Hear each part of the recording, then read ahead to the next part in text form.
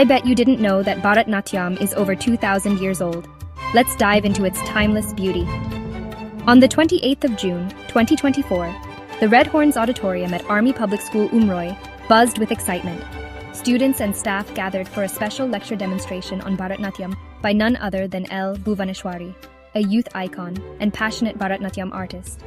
Guided by the esteemed Kalaimamani Srimati Roja Kannan of Chennai, Bhuvaneshwari enchanted the audience with the rich history and cultural significance of this ancient dance form.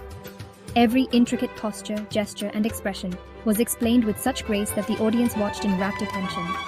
Interactive and enlightening, students eagerly asked questions, and Bhuvaneshwari's detailed demonstrations brought the art form to life.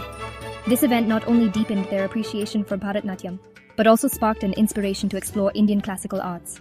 Ready to discover the magic of Bharatnatyam? Join us and be mesmerized. Now, you guys are going to play basketball. Okay? Now, you're going to imagine as you get the ball, and you guys are one team, you both are another team. Okay? This is Bihu from Assam.